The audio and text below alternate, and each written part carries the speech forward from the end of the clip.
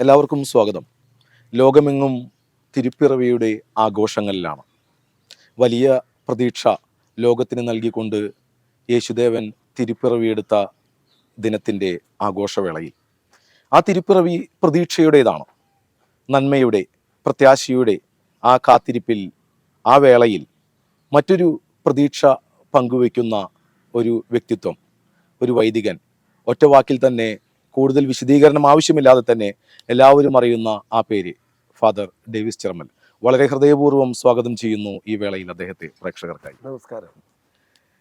പറഞ്ഞത് വെറും വാക്കല്ല, ഒറ്റ വാക്കിൽ തന്നെ ഫാദർ ഡേവിസ് ചിറമ്മൽ എന്ന് പറഞ്ഞാൽ മലയാളികൾക്കും അപ്പുറത്തേക്ക് തിരിച്ചറിയുന്ന ഒരു നാമമായി മാറിക്കഴിഞ്ഞു. അത് നന്മയുടെ പ്രവർത്തനങ്ങളിലൂടെയാണ്.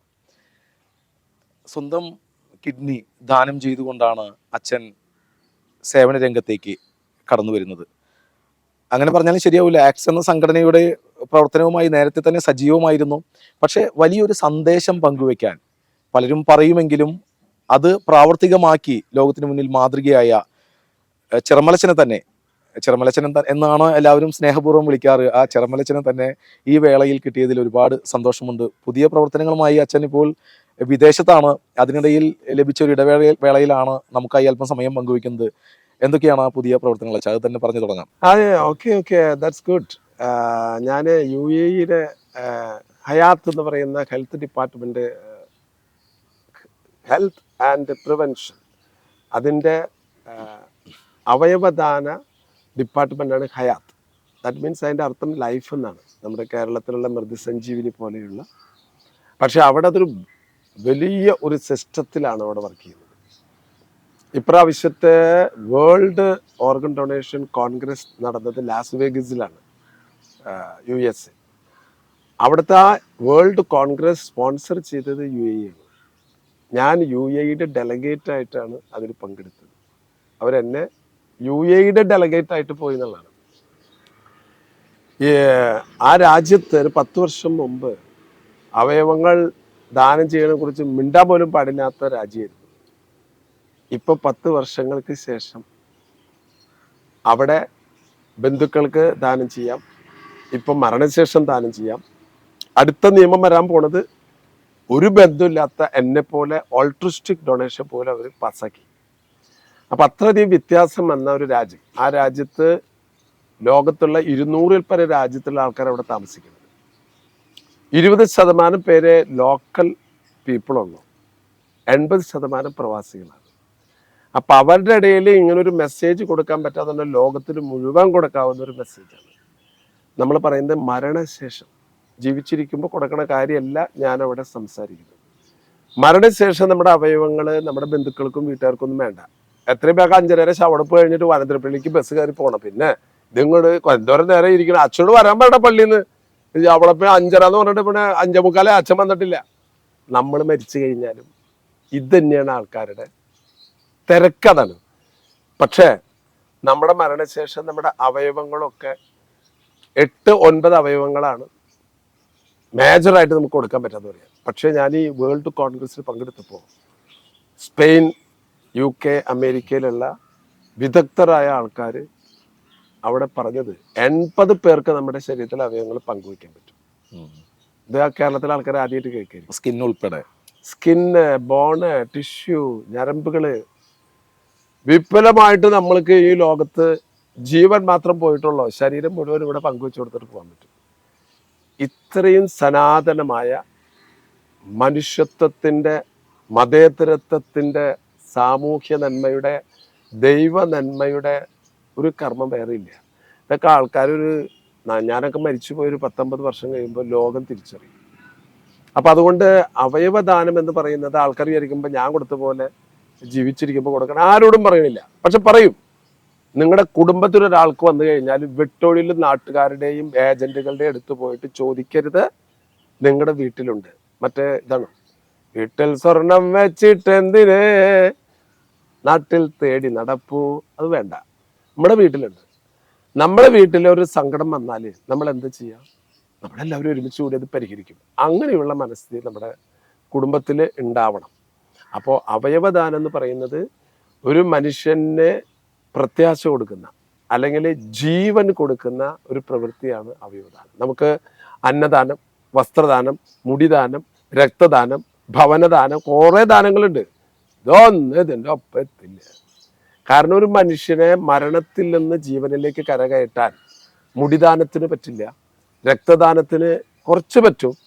പക്ഷേ ഭവനദാനോ വസ്ത്രദാനോ അന്നദാനോ ഒന്നും ജീവൻ കൊടുക്കില്ല. അതൊക്കെ അല്പസമയത്തേക്ക് ചോറ് കൊടുത്ത കുറച്ച് നേരത്തേക്ക്. പക്ഷേ നിങ്ങളുടെ മരണശേഷം നിങ്ങളുടെ അവയവങ്ങൾ മറ്റുള്ളവർക്ക് കൊടുക്കുമ്പോൾ അവന് കിട്ടുന്നത് ആയുസിൻ്റെ നീളമാണ്. അപ്പം അതാണ് എൻ്റെ 14 വർഷം ഈ ഡിസംബർ 30 ആകുമ്പോൾ 14 വർഷം കഴിയുകയാണ്. അപ്പോൾ അതൊരു വലിയൊരു ഭാഗ്യമായിട്ടാണ് ഞാൻ കണക്കാക്കുന്നത്. ഈ ക്രിസ്മസ് നാളിൽ തീർച്ചയായിട്ടും ജന്മം കൊണ്ടത് മരിക്കാനാണ് യേശു ക്രിസ്തു. അതായത് മനുഷ്യകുലത്തിന് ജീവൻ നൽകാൻ വേണ്ടി മരണം പോലും വരിക്കാൻ തയ്യാറായി വന്ന ക്രിസ്തുവിൻ്റെ ജനനമാണ്. അപ്പം ആൾക്കാർ ചോദിക്കും, അയ്യോ കിഡ്നി കൊടുത്താലേ അച്ഛന് ആരോഗ്യ പ്രശ്നം ഉണ്ടാവില്ലേ, മരിക്കില്ലേ? അല്ലെങ്കിൽ മരിക്കില്ലേ? അപ്പൊ ക്രിസ്തുവിന്റെ ജനനം എന്താ പറയുന്നത്? ജീവിതം ധന്യമാകുന്നത് സഹോദരന് വേണ്ടി ജീവൻ ബലികഴിക്കുന്നതിനേക്കാൾ വലിയ സംഭവങ്ങളൊക്കെ ബൈബിളിൽ വചനമായിട്ട് ഇരിപ്പുണ്ടെന്ന്.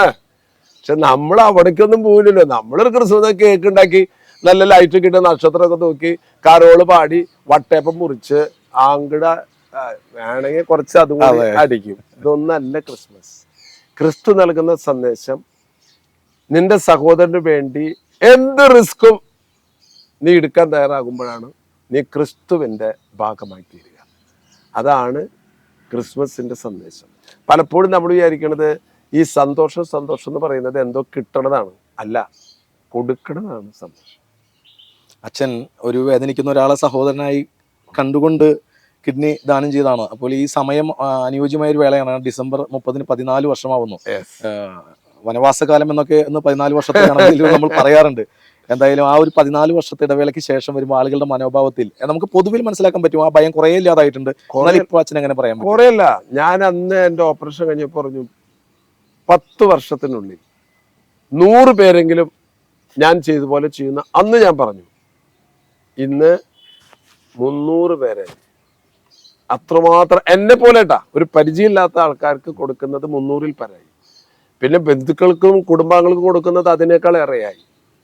മരണശേഷം കൊടുക്കുന്നതും ഡെവലപ്പായി. ഞാൻ പറഞ്ഞ മനസ്സിലായോ? അപ്പോ പലതും നമുക്ക് ഉണ്ടാക്കാൻ എളുപ്പമാണ്. ഒരു കാര്യം ഉണ്ടാക്കാൻ വെരി ടഫ്. എന്താണെന്നറിയോ? കൾച്ചർ. ഒരു ഹാബിറ്റ് ഉണ്ടാക്കുക, കൾച്ചർ ഉണ്ടാക്കുക എന്നുള്ളതുണ്ടല്ലോ, വെരി ടഫാണ്. അവയവദാനം എന്ന് പറയുന്നത് ഒരു കൾച്ചറാക്കാനാണ് ഞാൻ ആഗ്രഹിക്കുന്നത്. It is A habit. ഏറ്റവും കൂടുതൽ അവയവദാനം നടത്തുന്ന രാജ്യം സ്പെയിനാണ്.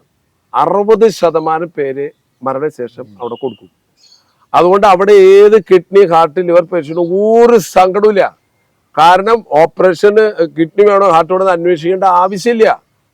എല്ലാ ദിവസവും ഉണ്ട് 5, 10, 15, 20 അവയവങ്ങൾ ആൾക്കാർക്ക്. അപ്പൊ അതുകൊണ്ട് ഓപ്പറേഷൻ അന്ന് രോഗം തിരുമിച്ചു, അടുത്ത ആഴ്ച ഓപ്പറേഷൻ ഫിനിഷ്ഡ്. നമ്മുടെ ഇവിടെ വർഷങ്ങളോളം കാത്തു കെട്ടിക്കിടക്കുകയാണ്. അല്ല, അച്ഛൻ അനുഭവിച്ച ബുദ്ധിമുട്ടുകളൊക്കെ നമുക്ക് നേരത്തെ അറിവുള്ളതാണ്. അച്ഛൻ അങ്ങനെ ഒരു സന്മനസ്സുമായി മുന്നോട്ട് വന്നിട്ടടക്കം മാസങ്ങളോളം അതിന്റെ പിറകെ 8 മാസത്തോളം കൊച്ചോസപ്പെട്ടിന് വന്നപ്പോൾ 6 മാസം. പിന്നീട് ഞങ്ങൾ 2 പേരും കൂടി ഒരു പത്രസമ്മേളനം നടത്തിയിട്ട് പറഞ്ഞു, ഇത് മനുഷ്യരെ കൊല്ലുന്ന പ്രവൃത്തിയാണ്. ഇവിടെ ഇപ്പോ എല്ലാ ആഴ്ചയിലും മീറ്റിംഗ് കൂടുന്നുണ്ട്. അപ്പൊ വ്യത്യാസം വന്നപ്പോ അനുവാദം കിട്ടണതിന്റെ അനുവാദം ഗവൺമെന്റ് നിന്ന് കിട്ടണമെങ്കിൽ ഇന്റർവ്യൂ വേണം. ആ ഇന്റർവ്യൂ ഇപ്പൊ കൂടാൻ തുടങ്ങി. ഇപ്പൊ ധാരാളം പേര്. ഇപ്പൊ ഞങ്ങളുടെ ഓപ്പറേഷൻ സമയത്ത് 3-4 ആശുപത്രിയിലെ ട്രാൻസ്പ്ലാന്റ് ഉണ്ടായിരുന്നുള്ളൂ. ഇപ്പൊ ഒരു 10-25 ആശുപത്രിയിലെ ട്രാൻസ്പ്ലാന്റേഷൻ ആയി. അപ്പൊ ടോട്ടലി വ്യത്യാസം വന്നു. ഒരു കൾച്ചറായിട്ടുണ്ട്. എന്നാലും മരണശേഷം കൊടുക്കണ കാര്യത്തിൽ ആൾക്കാർക്ക് ഇപ്പോഴും ഇതിനെപ്പോ കൊടുക്കണേ, വേണ്ട, കുഴിച്ചു പൊടിക്കോ അല്ലെങ്കിൽ കത്തിച്ചു കളഞ്ഞോ, ഓരോരുത്തരും ഞാൻ പറയില്ലേ, അതായത് എന്താണ്, നിനക്ക് ഞാൻ തരില്ലടാ, ചക്ക പ്ലാവിന്റെ കിടക്ക ചീഞ്ഞു പോയാലും നിനക്ക് ഞാൻ തരില്ലടാ അന്തോണിയെ. എന്താ പറയുക? ലോനപ്പാ ഇതേ ചക്ക ഇഷ്ടപ്രകാരം നിനക്കുണ്ട്, നീ തിന്ന് കഴിഞ്ഞു, ബാക്കി കുറച്ച് ചക്ക ഉണ്ട്, അപ്പുറത്തെ വീട്ടില് പട്ടിണിയാടാ, 2 ചക്ക ഇട്ട് കൊടുക്കടാ, തരില്ല. അവിടെ കിടന്ന് ചീഞ്ഞു പോയാലും വേണ്ടില്ല, തെങ്ങിന്റെ ഇടക്ക് മൂടിയാലും വേണ്ടില്ല, ഞാൻ തരില്ല. ഇവനോടൊക്കെ എന്തെന്ന് നമ്മൾ പറയാൻ പറ്റുക? അപ്പൊ അതുകൊണ്ട് മരണശേഷം നിന്റെ അവയവങ്ങൾ കൂടെ തരില്ല. വേണ്ട, എന്ത് ചെയ്യാൻ പറ്റൂ, നിന്റെ ആയിപ്പോയില്ലേ. UAE പോലുള്ള ഒരു രാഷ്ട്രം പോലും നമുക്ക് നേരത്തെ ഒന്നും ചിന്തിക്കാൻ പോലും കഴിയുകയുണ്ടായിരുന്നില്ല. അല്ലെങ്കിൽ അതിനെക്കുറിച്ച് അവരും ഒട്ടും ചിന്തിക്കാത്ത പോലും മുന്നോട്ട് വന്നു അവരൊക്കെ. കാരണം ഉണ്ടായില്ലേ, കാരണം 10 വർഷം മുമ്പുള്ള കിഡ്നി രോഗികളല്ല ഇന്ന് ഉള്ളത്. ഇന്ന് അതിന്റെ 100 ഇരട്ടി വർദ്ധിച്ചു. കാരണം നമ്മുടെ ലൈഫ് സ്റ്റൈൽ മാറി, ഫുഡ് സ്റ്റൈൽ മാറി, രോഗികളുടെ എണ്ണം ഭയങ്കര ഹൈറ്റിലേക്ക് പോയിക്കൊണ്ടിരിക്കുകയാണ് നമ്പർ. അപ്പൊ ഇത് ചെയ്യാണ്ട് നിവൃത്തിയില്ല. ഇതിലോ ഒരു നഷ്ടമുള്ള കാര്യമല്ല. അങ്ങനെയാണ്. അപ്പോ ഈ ക്രിസ്മസ് നമുക്ക് പറഞ്ഞു തരുന്ന സന്ദേശം, ഉണ്ണിയേശു പിറന്നത് എന്തിനാണെന്ന് എന്നെ കേൾക്കുന്നവരൊക്കെ ചിന്തിക്കണം. നന്നായിട്ടൊന്ന് പഠിക്കണം, ഒരു MBA എടുക്കണം, ഒരു IELTS എടുത്ത് ഏതെങ്കിലും ഒരു രാജ്യത്ത് പോയി കുറച്ച് കാശൊക്കെ ഉണ്ടാക്കി നല്ലൊരു വീടൊക്കെ പണിത് സുഖമായിട്ട് ജീവിക്കണം, പിന്നെ മരിക്കണം. അതിനല്ല. ഉണ്ണിയേശു പിറന്നത് ഈ ലോകത്ത് നിരാലംബരായ, നിസ്സഹായരായ, പാപികളായ, രോഗികളായ, അടിച്ചമർത്തപ്പെട്ട, സ്വാതന്ത്ര്യമില്ലാത്ത മനുഷ്യർക്ക് തൻ്റെ മരണം കൊണ്ടും ജീവിതം കൊണ്ടും സ്വാതന്ത്ര്യം നൽകാനാണ് ഉണ്ണിയേശു പിറന്നത്. അതായത് വിൻസെന്റ് പോളിന്റെ ചരിത്രത്തിൽ പറയുന്നുണ്ട്, വിൻസെന്റ് പോള് ഒരു കപ്പലിൽ യാത്ര ചെയ്യുമ്പോൾ ആ കപ്പല് തുഴയുന്നത് അടിമകളാണ്. അവർ ഈ പങ്കായാണ്, അന്ന് മോട്ടറൊന്നുമില്ലല്ലോ, ഈ പങ്കായ ഇങ്ങനെ തുഴയാൻ അടിക്കണവരെ. ഇത് അയച്ചാല് കപ്പൽ നീങ്ങുള്ളോ. ഇത് കണ്ടപ്പോ വിൻസെന്റ് പോളിന് ഭയങ്കര വിഷമം തോന്നി. അവന് സ്വതന്ത്രനാക്കാം. പറ്റില്ല, ഞാൻ കൂടെ പഠിക്കാൻ ആൾക്കാർ വേണ്ടേ, ഞാൻ പണിയാം. അങ്ങനെ വിൻസെന്റ് പോൾ എന്ത് ചെയ്തു, അവന്റെ ഉടുപ്പെടുത്തിട്ടിട്ട് അതിലൊരുത്തരെ സ്വതന്ത്രനാക്കിയിട്ട് ആ പങ്കായം പിടിച്ചിരുന്നു. അപ്പൊ അവന് സ്വാതന്ത്ര്യം കൊടുക്കാനാണ് വിൻസെന്റ് പോൾ. ക്രിസ്തു അതാ ചെയ്തത്. നിനക്ക് പാപത്തിൽ നിന്നും, രോഗത്തിൽ നിന്നും, ജീവിതത്തിന്റെ അടിച്ചമർത്തപ്പെട്ട അവസ്ഥയിൽ നിന്നും സ്വാതന്ത്ര്യം നൽകാൻ, അതിനാണ് യേശു ക്രിസ്തു വന്നത്. നമ്മുടെയും ജീവിതം അതായിരിക്കണം.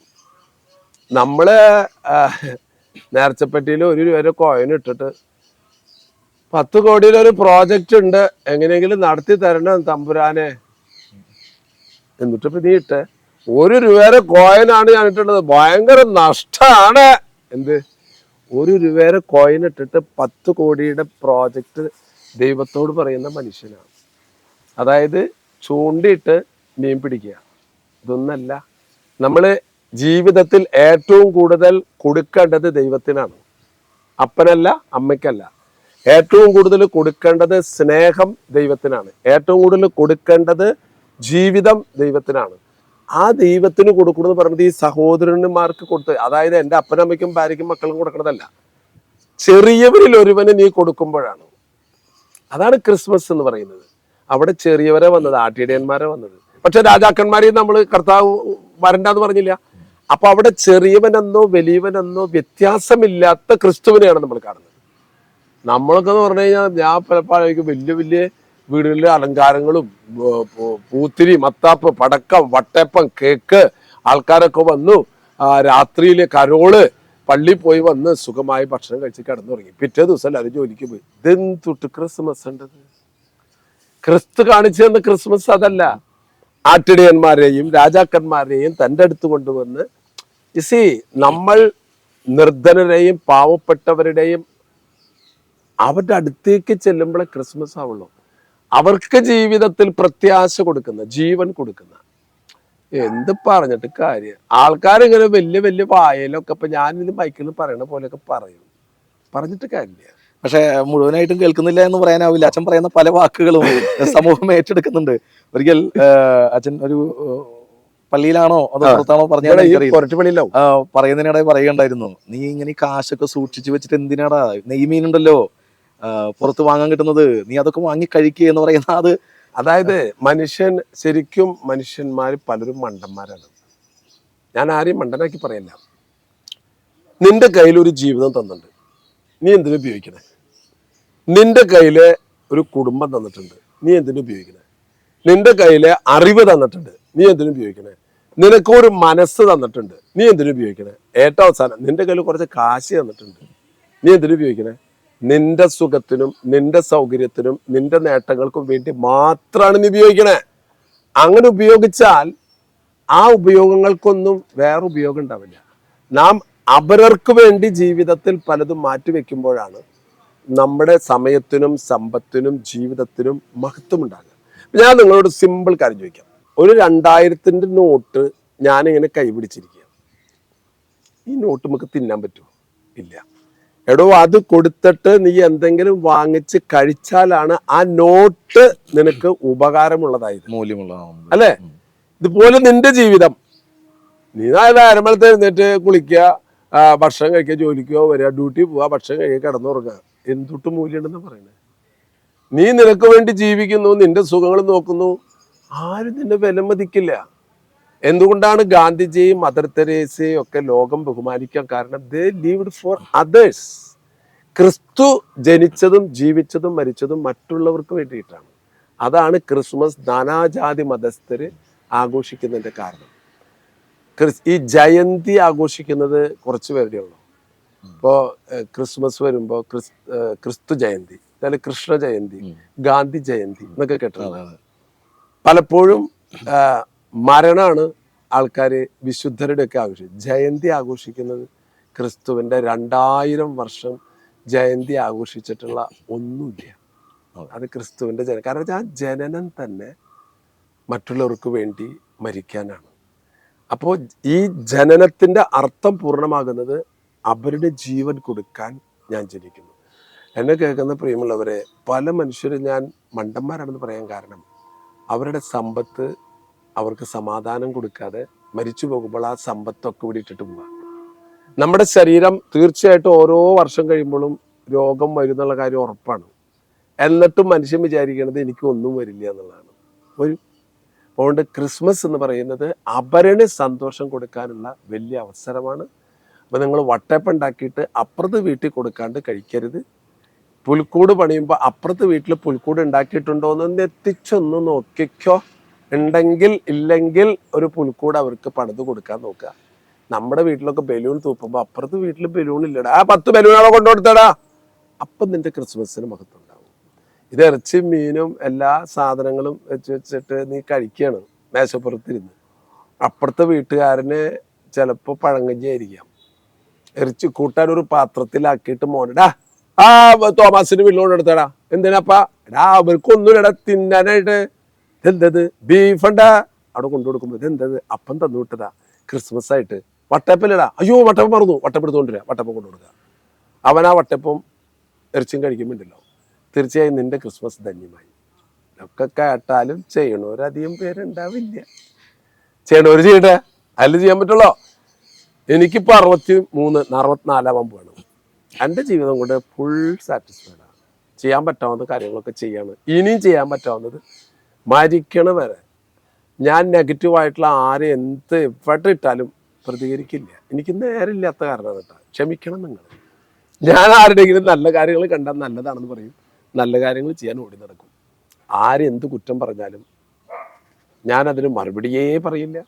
കാരണം എനിക്കൊരാളോട് മാത്രം കടപ്പാടുള്ളൂ, എൻ്റെ പൗരോഹിത്യത്തിലേക്ക് കൊണ്ടുവന്ന കർത്താവിനോട്. ആ കർത്താവിനെ പ്രതി ജീവിക്കുന്നതിൽ എനിക്ക് പൂർണ്ണ സംതൃപ്തിയുണ്ട്. മരിച്ചാലും ഒരു വിഷമില്ല, കാരണം അത്രമാത്രം തമ്പുരാന് വേണ്ടി ചെയ്തു എന്നുള്ള സംതൃപ്തിയുണ്ട്. ഇതുപോലെ നിങ്ങൾക്കും പറയാൻ സാധിക്കണം. മക്കളൊക്കെ ആ ചൈതന്യത്തിൽ വളർത്തണം നിങ്ങൾ. ഇതേ മക്കളല്ല ഇപ്പോൾ പഠിക്കുക, ജോലി കിട്ടുക, കല്യാണം കഴിക്കുക, കാർ വാങ്ങിക്കുക, മൊബൈൽ വാങ്ങിക്കുക, എല്ലാ സുഖ സൗകര്യങ്ങളും ജീവിക്കുക. എന്നിട്ട് ഒരു ക്യാൻസർ ഒന്ന് മരിച്ചു, താനെന്തൊരു ചെയ്ത്? ഒന്നും ചെയ്തില്ല. അതിനാൽ ജീവിതത്തിലൊരു 10% പാവപ്പെട്ടവർക്ക് വേണ്ടി മാറ്റിവെക്കണം. എല്ലാ മനുഷ്യരും ലോകം സ്വർഗമാണ്.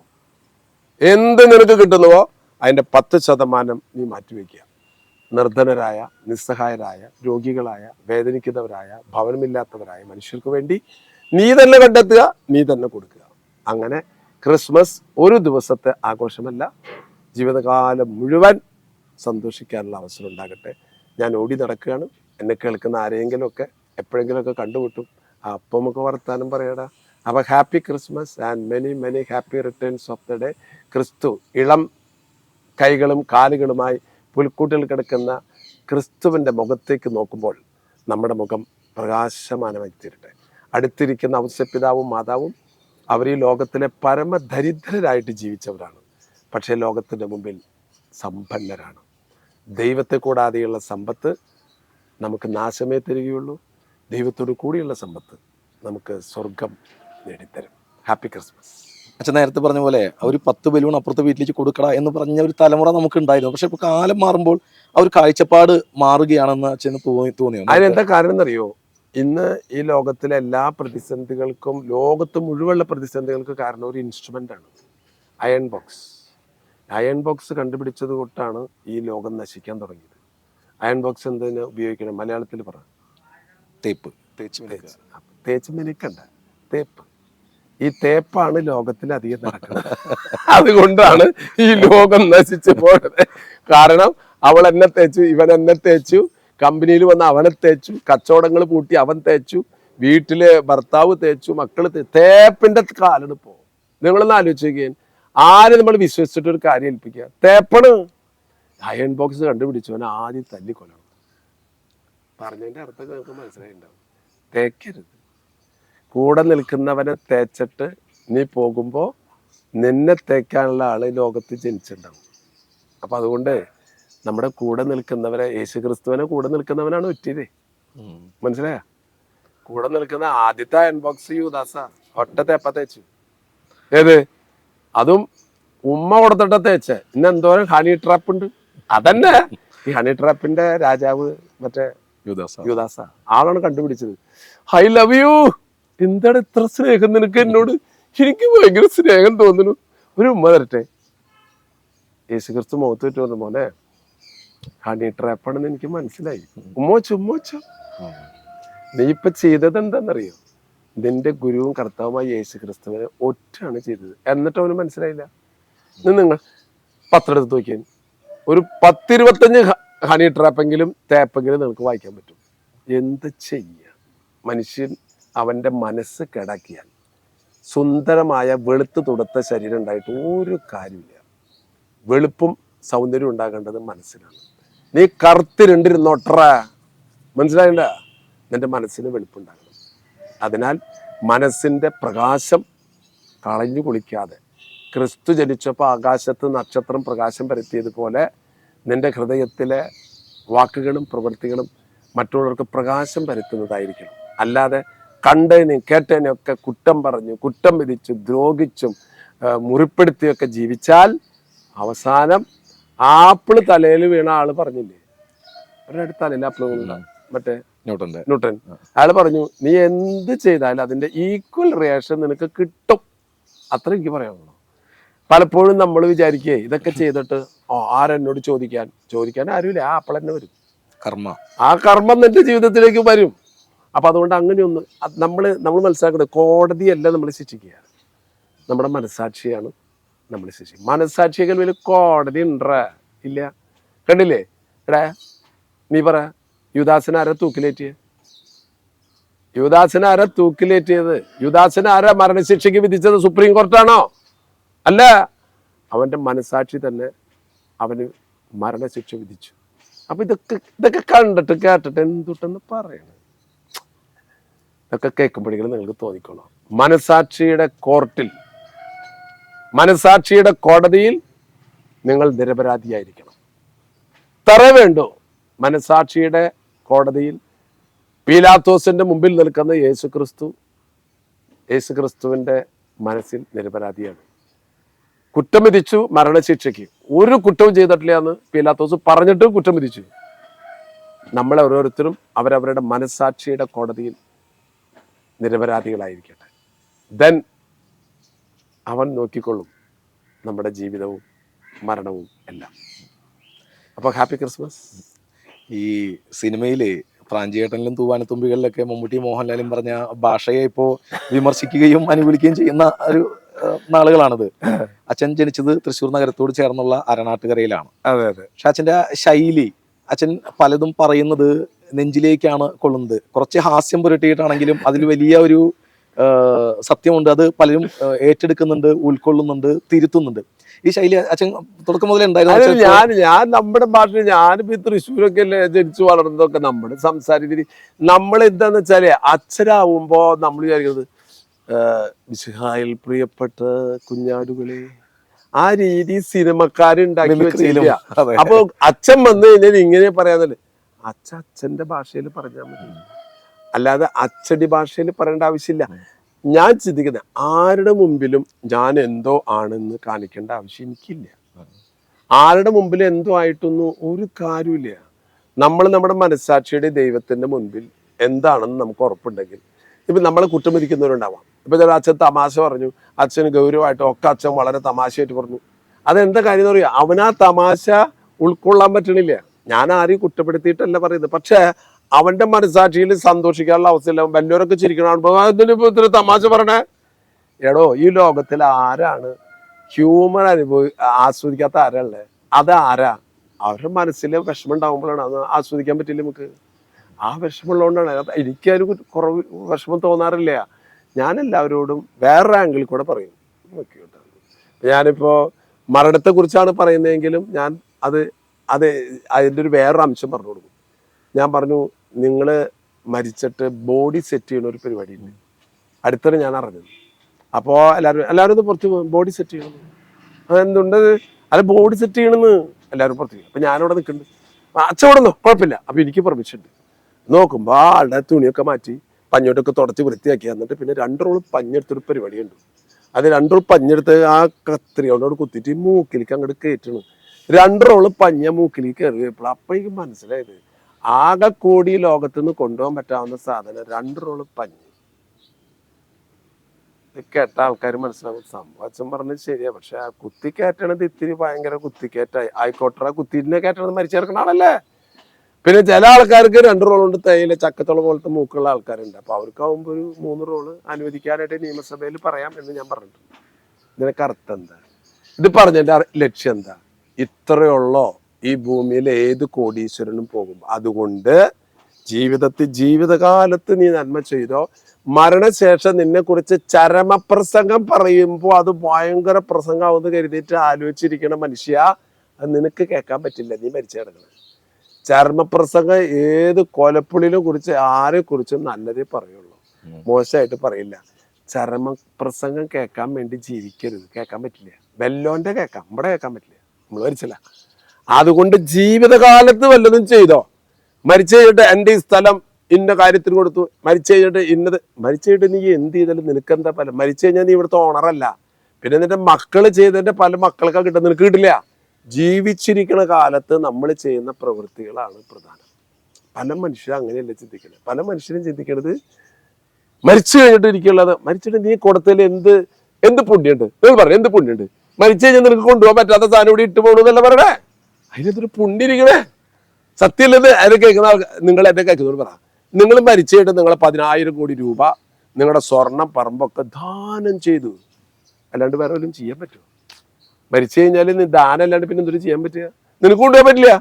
അപ്പൊ അത് മനസ്സിലാക്കണം. അപ്പൊ ജീവിച്ചിരിക്കുന്ന കാലത്ത് സന്തോഷിക്കുക. അതാണ് താങ്കൾ നേരത്തെ പറഞ്ഞത്. ജീവിച്ചിരിക്കുന്ന കാലത്ത് മനസ്സിന് സന്തോഷം നൽകുന്ന പ്രവൃത്തികളിലൂടെ. ക്രിസ്തു അതാണ് 33 വയസ്സ് വരെ ജീവിച്ചുള്ളൂ. 3 വർഷക്കാലാണ് ക്രിസ്തു ലോകത്ത് പരസ്യമായിട്ട് ജീവിച്ചുള്ളൂ. 3 വർഷക്കാലം. അതുപോലെ നിങ്ങൾക്കും ഒരു പരസ്യ ജീവിതം ഉണ്ടാകട്ടെ.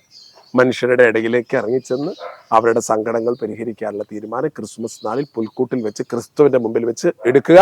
ഇറങ്ങി അങ്ങടത്തിരിക്കുക. ഈ അച്ഛൻ്റെ പ്രസംഗവും പ്രവൃത്തിയും ഒരുപാട് പേർക്ക് പ്രചോദനമായിട്ടുണ്ട് എന്നുള്ളതിൽ ഒരു തർക്കവുമില്ല. കഴിഞ്ഞ ദിവസം ഒരു വാട്സപ്പ് സ്റ്റാറ്റസ് കാണുകയായിരുന്നു. ശ്രീ സോഹൻ റോയ്, അദ്ദേഹം വിദേശത്ത്. അദ്ദേഹത്തിന്റെ സ്ഥാപനത്തിലെ മുഴുവൻ ആളുകളും ഈ അവയവദാന സമ്മതപത്രം നൽകിയിരിക്കുകയാണ്. അപ്പോൾ ഞാനത് അറിഞ്ഞത് അച്ഛനാണ് അതിനൊരു പ്രചോദനമായത്. അതൊരു വേൾഡ് റെക്കോർഡാണ്. ഒരു കമ്പനി ഇന്ന് വരെ ലോകത്തിലെ ഒറ്റ ദിവസം കൊണ്ട് 1000-ൽ പരം കമ്പനിയിലെ സ്റ്റാഫ് അവയവദാന സമ്മതപത്രത്തിന് ഒപ്പിട്ടു. മരണശേഷം എൻ്റെ അവയവങ്ങൾ കൊടുക്കാന്നുള്ളൊരു ഒപ്പിടൽ മാത്രമേ ഉള്ളൂ. പക്ഷെ അതുപോലെ ആൾക്കാർ ചെയ്യുന്നില്ല. ആ കാലഘട്ടത്തിലാണ് സോഹൻ റോയ് എന്ന് പറയുന്ന ആ മഹാമനുഷ്യന്റെ ഇൻസ്പിറേഷൻ കൊണ്ട് അദ്ദേഹം പറഞ്ഞു, എൻ്റെ കമ്പനിയിൽ എല്ലാവരോടും ഞാൻ പറയും, നിങ്ങൾ മരണശേഷം എന്തിനു കൊണ്ടുപോകണം? ഇവിടെ ആരോടും നമ്മൾ പണം നല്ലല്ലോ ചോദിക്കണത്. നമ്മൾ ചോദിക്കുന്നത് നിങ്ങൾ ആവശ്യമില്ലാത്ത നിങ്ങൾ മരണശേഷം, അതും ബ്രെയിൻ ഡെത്ത് സംഭവിച്ചാൽ മാത്രം. ഇത് അധികം സംഭവിക്കുകയൊന്നുമില്ല. അവരുടെ എടുക്കാൻ തയ്യാറാണ്. ഇനിയിപ്പോ ആ സമയത്തുണ്ടല്ലോ എനിക്ക് കൊടുക്കാൻ പറ്റില്ല എന്ന് പറഞ്ഞാൽ ഒരു കുഴപ്പമില്ല, എടുക്കൂല. ഇത് ന്യൂട്രാണ് ശരിക്കും നിൽക്കുന്നത്. പോസിറ്റീവ് നെഗറ്റീവ് അല്ല, ആ സമയത്ത് എടുക്കുന്ന തീരുമാനം. ഈ അവയവദാനത്തിൽ മാത്രമല്ല, അച്ഛൻ ഒരുപാട് മേഖലകളിൽ ഇതുപോലെ സജീവമാണ്. എങ്ങനെയാണ് സാധിക്കുന്നത് ഈ സമയം? ഇല്ല, അതൊക്കെ ഓരോ കാര്യം. ഇപ്പൊ ഇന്നലെ ഞാനിപ്പോ ഒരു 10 ഏക്കർ സ്ഥലവും ഒരു 1,00,000 സ്ക്വയർ ഫീറ്റ് സ്ഥലമുള്ള ഒരാളെ എന്നെ കാണിക്കാൻ കൊണ്ടുപോയി. അച്ഛോ നമുക്ക് എന്തെങ്കിലും കാര്യങ്ങൾ ചെയ്യാന്ന് പറഞ്ഞിട്ട് ഞാനവർ കണ്ടിട്ട് പോലും അവരെന്നെ വിളിച്ചു കൊണ്ടുപോകുന്നു കാണിച്ചു. ഞാൻ പറഞ്ഞു ഞാൻ നിങ്ങളുടെ കൂടെ നിൽക്കാം, ഏത് നല്ല സംരംഭത്തിനും ഞാൻ കൂടെ ഉണ്ടാകും. 2 കാര്യമാണ് എൻ്റെ മനസ്സിൽ.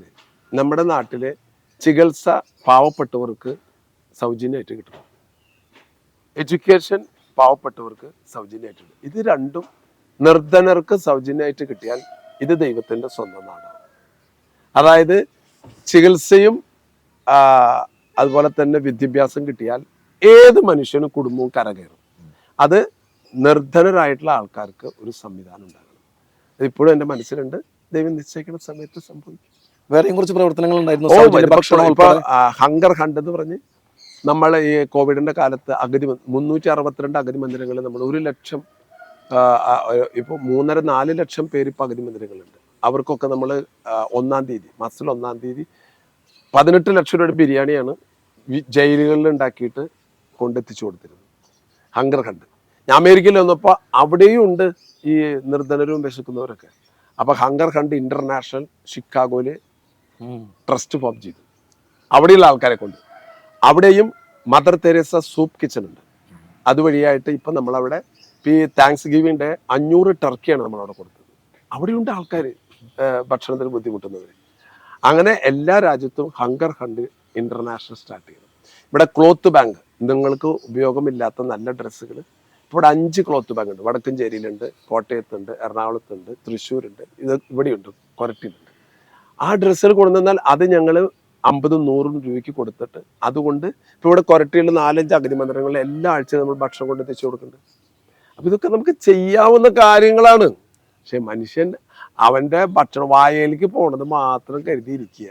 എൻ്റെ ഡ്രസ്സ്, എൻ്റെ കാറ്, എൻ്റെ മൊബൈൽ, എൻ്റെ വീട്, എൻ്റെ കുട്ടികൾ, എൻ്റെ കെട്ടികൾ, ഇങ്ങനെയൊക്കെ ഇതിരുന്നാൽ നമുക്കൊക്കെ ഒരു അസുഖം വരുമ്പോൾ നാട്ടുകാർ കുറയും. അവനവൻ്റെ കാര്യം നോക്കി ജീവിച്ചവനാ. ഇപ്പൊ അവനെല്ലാവരുടെയും സഹായം വേണം. അത് പറ്റാൻ ഇടവരുത്തരുത്. ഈ അവയവദാനത്തിലെ ഭയം മാറ്റാനായിട്ട് അച്ഛൻ ഒരു സ്കൈ ഡൈവ്, അത്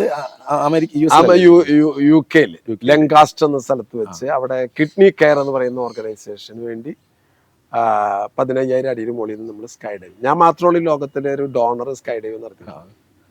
അല്ല, നമുക്ക് ചെയ്യാൻ പറ്റാവുന്ന ഒരു കാര്യത്തിന് വേണ്ടി എന്ത് റിസ്ക് എടുക്കാനും ഞാൻ തയ്യാറാണ്. കാരണം അതുകൊണ്ട് ജനങ്ങൾക്ക് നന്മയുണ്ടാകുന്നത് കാണുമ്പോൾ ഞാൻ എന്നെ തന്നെ മറക്കും. കാരണം എൻ്റെ കാര്യത്തിന് വേണ്ടി ഞാൻ ഒന്നും ചെയ്യാറില്ല.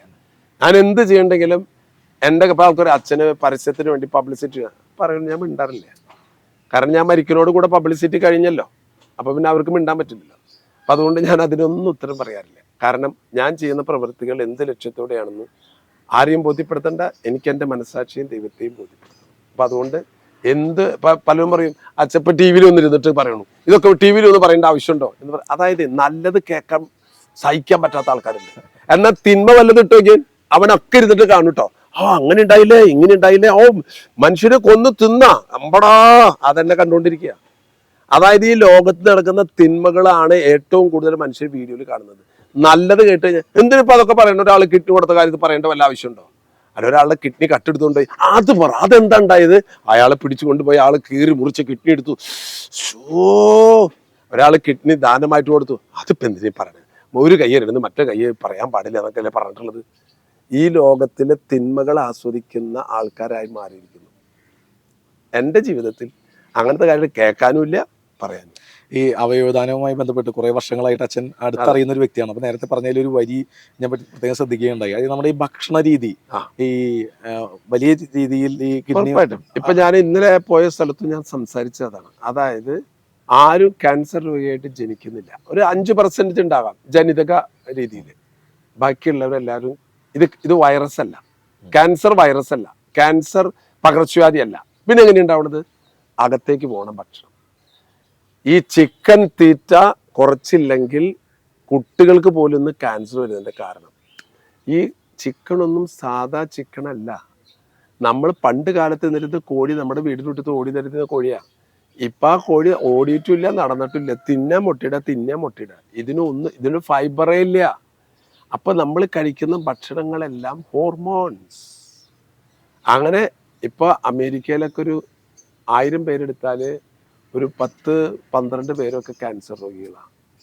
കിഡ്നി രോഗികളുടെ എണ്ണം ഇങ്ങനെ കൂട്ടിക്കൊണ്ടിരിക്കുകയാണ്. അപ്പോൾ ഭക്ഷണം, ഞാൻ ഇറച്ചി മീനും കഴിക്കില്ല. വല്ല നിർബന്ധിച്ച് കഴിഞ്ഞാൽ വല്ല മീനൊക്കെ കഴിച്ചിട്ടുണ്ട്, ഞാൻ കഴിക്കില്ല. കഴിക്കാത്തൊരു ഒരു കുഴപ്പമില്ല.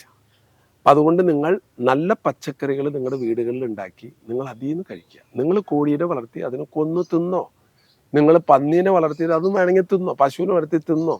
നിങ്ങൾ പുറത്തുനിന്ന് വാങ്ങിക്കുന്ന സാധനത്തിന് ഒരു ഗ്യാരണ്ടി ഇല്ല. അതുകൊണ്ട് ഭക്ഷണ രീതിയാണ് പ്രധാനം. പിന്നെ ജീവിത രീതി, അതായത് നമുക്ക് എക്സസൈസുകളില്ല. പണ്ട് കാലത്ത് നമുക്ക് അമ്മി അരയ്ക്കാൻ, അലക്കാൻ, മുണ്ടുകല്ല്, വെള്ളം കോരാൻ, പാട്ട, അപ്പം നമ്മൾ എക്സസൈസ് ഉണ്ട്. ഇതിപ്പോൾ കാലത്ത് എഴുന്നേറ്റ് നടക്കുക ആൾക്കാരൊക്കെ വീട്ടിൽ. കാരണം എന്താ, വീട്ടിൽ വേറെ ഒന്നുമില്ല, പണിയില്ല. അപ്പം അതുകൊണ്ട് സ്ത്രീകൾക്കൊക്കെ നല്ല മസിലുണ്ടായിരുന്നതാണ്, ഇപ്പം പിളിപിളന്നിരിക്കുന്നത്. എന്താ കാരണം? കാരണം പണികളില്ലല്ലോ. അപ്പം അതുകൊണ്ട് എക്സസൈസ് എന്തിനാണെന്നറിയോ? എക്സസൈസ് ഭംഗിക്കല്ല, നമ്മുടെ ശരീരത്തിലെ ടോക്സിൻസ്, അതായത് മാലിന്യങ്ങൾ വയർപ്പ് വഴി പോകണം. ഇത് പോണില്ല. ഈ വയർപ്പ് മുഴുവൻ കിഡ്നി അരിച്ചു മാറ്റണം. അപ്പം കിഡ്നിക്ക് വർക്ക് ലോഡ് കൂടി.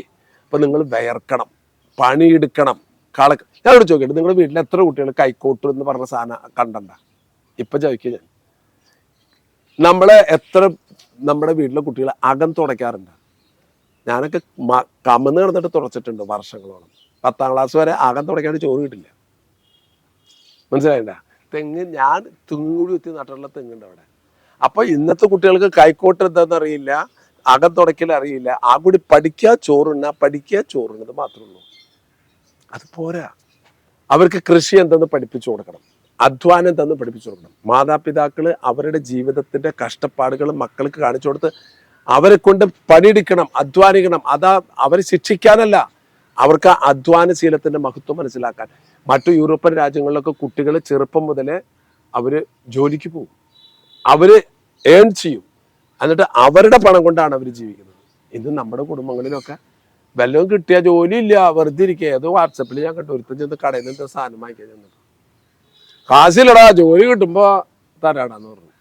ജോലിയില്ലല്ലേ, ഒരു പണിക്ക് ആരും വിളിക്കണില്ലടാ. പുറത്തിറങ്ങി കുറച്ച് പൊരുത്തം വന്നിട്ട് പറഞ്ഞു, ഞാൻ ഒരു പണി ഉണ്ടാവും, ഒരു രക്ഷയില്ല, കണ്ടമാനം പണിയാ, എനിക്കിപ്പോ വരാൻ പറ്റില്ല കേട്ടോ. ഇതാണ് മനുഷ്യൻ. അതായത് പണിക്ക് വിളിക്കണോന്ന് പറയുമ്പോ പറയും, അയ്യോ എനിക്ക് ഭയങ്കര പണിയാന്ന്. കടയിൽ നിന്നിട്ട് പറയാം, ഒരു പണിക്ക് ആരും വിളിക്കണില്ലടാ. ഇങ്ങനെയൊക്കെ തേപ്പ് നടത്തിയാലേ എന്തെന്ന പറയും. അവിടെ മനുഷ്യൻ, നല്ല മനസ്സുള്ളവർക്ക് സമാധാനം എന്ന് പറഞ്ഞതാണ് ക്രിസ്മസ്. സന്മനസ്സുള്ളവർക്ക് സമാധാനം. ഇതേപോലെ തേപ്പ് മനസ്സുകൊണ്ട് നടന്നാലുണ്ടല്ല, ക്രിസ്മസ് ഒന്നും അടുത്തുകൂടെ പോവില്ല, ജീവിത സന്തോഷം നിങ്ങൾക്ക് ഉണ്ടാവില്ല. അപ്പോൾ അത്യുന്നതങ്ങളിൽ ദൈവത്തിന്റെ സ്തുതി, ഭൂമിയിൽ നല്ല മനസ്സുള്ളവർക്ക് സമാധാനം. ഈ തിരുപ്പിറവി വേളയിൽ പ്രേക്ഷകർക്ക് നൽകാനുള്ള സന്ദേശം എന്താണ്? ഇതാണ്, അതായത് അയൺ ബോക്സ് ഉപയോഗിക്കരുത്. അതാണ് എനിക്ക് പറയാനുള്ളത്, കൃത്യമായിട്ട് പറയാനുള്ളത്. ക്രിസ്തു ജനിച്ചപ്പോൾ തന്നെ ഒരാൾ അയൺ ബോക്സ് ആയിട്ട് വന്നു, ഹെറോദോസ് കൊല്ലാൻ. മനസ്സിലായ? ആദ്യത്തെ തേപ്പ് നടത്തിയത് ഹെറോദോസാ. എന്ത് തേപ്പെന്നറിയാം? രാജാക്കന്മാര് കൊട്ടാരത്തിൽ കയറി പറഞ്ഞു, ആരെവിടെ എങ്ങനെ അല്ല. ഒരു രാജാവ് പറഞ്ഞിട്ട്, അയ്യോ, കാര്യം രഹസ്യത്തിൽ മനസ്സിലായി, നിങ്ങൾ പോയിട്ട് ഇങ്ങോട്ട് വരണം, എനിക്കും പോയിട്ട് ഉണ്ണിയേശുവിനെ ആരാധിക്കണം. നല്ല തേപ്പാ. എന്തിനാന്ന് വെച്ചാൽ തിരിച്ചു വരുമ്പോൾ ഉണ്ണിയേശു ഇവിടെ ജനിച്ചെന്ന് കണ്ടു കഴിഞ്ഞാൽ അവനെ കൊല്ലണം. തേപ്പല്ലേ അത്? ഈ രാജാക്കന്മാരോട് പറഞ്ഞു, നല്ല തേപ്പല്ലേ? പക്ഷെ മാലാഖ പറഞ്ഞു ആ വഴിക്കൂടെ പോരുത്, കയറരുത് പറഞ്ഞോടെ, വേറെ വഴിക്ക് പോയി. അത് കേട്ട ശിവ എന്തെന്നറിയോ, 2 വയസ്സിന് താഴെയുള്ള എല്ലാ കുട്ടികളെയും കൊന്നുകളയായിരുന്നു. എത്ര കുട്ടികളെയാണ് ആ ഹെറോദോസ് വകവരുത്തിയത്. അപ്പൊ ക്രിസ്തു ജനിക്കുമ്പോൾ തന്നെ തേപ്പ തുടങ്ങി. അതായത് മനുഷ്യൻ നന്മയെ സ്വീകരിക്കാനായിട്ടുള്ള ഒരു ഇതുണ്ട്. അപ്പൊ അവൻ തേപ്പാണ്, അസൂയാണ്. ഞാൻ പറയും, ഒരു മനുഷ്യൻ നല്ലതാവണമെങ്കിൽ നമുക്കെന്തിനാ അസൂയ? നമുക്ക് പറ്റാത്ത കാര്യം വേറെ ആൾ ചെയ്തു. അതുകൊണ്ട് ഈ ക്രിസ്മസ് നാളിൽ എനിക്ക് പറയാനുള്ളത്, അടുത്ത ക്രിസ്മസ് വരെയെങ്കിലും തേപ്പ് നടത്തരുത്, ആരെയും ചതിക്കരുത്, കൂടെ നിന്നിട്ട് കാല് വാരരുത്. എന്താ, ഇതൊക്കെ പോരെ? ഇത് മതിയെന്ന് എനിക്ക് തോന്നുന്നു ക്രിസ്മസ് മെസ്സേജ്. കൂടെ നിന്നിട്ട് കാല് വാരരുത്, എനിക്ക് ഇഷ്ടമുള്ളത് നീ ചെയ്തില്ലെങ്കിൽ നിന്നെ ഞാൻ എന്തും പറഞ്ഞ് ദ്രോഹിക്കും എന്ന മനസ്ഥിതി ഉണ്ടാവരുത്. എത്ര കുടുംബങ്ങളാണെന്നറിയോ കഷ്ടപ്പെടുന്നത്. അതിനാൽ ക്രിസ്തു നൽകുന്ന സ്നേഹം, നിന്നെ പോലെ നിന്റെ അയൽക്കാരനെ സ്നേഹിക്കാൻ എന്ന മെസ്സേജുമായിട്ടാണ് ഞാൻ വന്നിട്ടുള്ളത്. ഞാൻ എൻ്റെ ജീവിതം കൊണ്ട് ശത്രുവിനെ പോലും സ്നേഹിച്ചു. ബറാബാസിനെ ജീവിതം കൊടുക്കാൻ, ബറാബാസിനെ കൊല്ലാൻ കൊണ്ടുവന്ന കുരിശിൽ ഞാൻ എന്നെ തന്നെ കിടത്തി ആണികളിൽ തറച്ചു. ബറാബാസ് രക്ഷപ്പെട്ടു. ജീവൻ നൽകാൻ എന്ന് പറഞ്ഞതിന് കറക്റ്റ് ഉത്തരാണ് ക്രിസ്തു ചെയ്തത്. അപ്പം അതുകൊണ്ട് അവരവർക്ക് സന്തോഷം പകരുന്ന ഒരു ജീവിതം ഈ ക്രിസ്മസ് നാളിൽ ഉണ്ണിയേശുവിന് നേരാൻ നിങ്ങൾക്ക് കഴിയട്ടെ. നിങ്ങൾക്കും നിങ്ങളുടെ മാതാപിതാക്കൾക്കും നിങ്ങൾക്ക് കുട്ടികൾക്കും അയൽവാസികൾക്കും എല്ലാവർക്കും ഹാപ്പി ക്രിസ്മസ്. ഈ തിരുപ്പിറവി നാൾ പ്രതീക്ഷയുടേതാണ്. ആ പ്രതീക്ഷയുടെ നാളുകളിൽ ഒരുപാട് പേർക്ക് ജീവിതം വഴിമുട്ടിയ, ഇരുളടഞ്ഞ ഒരുപാട് പേർക്ക് പ്രതീക്ഷയുടെ തിരുനാളം നീട്ടിയ പ്രിയപ്പെട്ട ഫാദർ ഡേവിസ് ചിറമലച്ചൻ, അദ്ദേഹം ഇത്രയും നേരം നമുക്കായി സമയം പങ്കുവച്ചു. വളരെ ഹൃദയപൂർവ്വം അദ്ദേഹത്തിന് നന്ദി അറിയിക്കുന്നു. അദ്ദേഹത്തിനും ഹൃദയം നിറഞ്ഞ ക്രിസ്മസ് ആശംസകൾ നേരുന്നു. Thank you very much.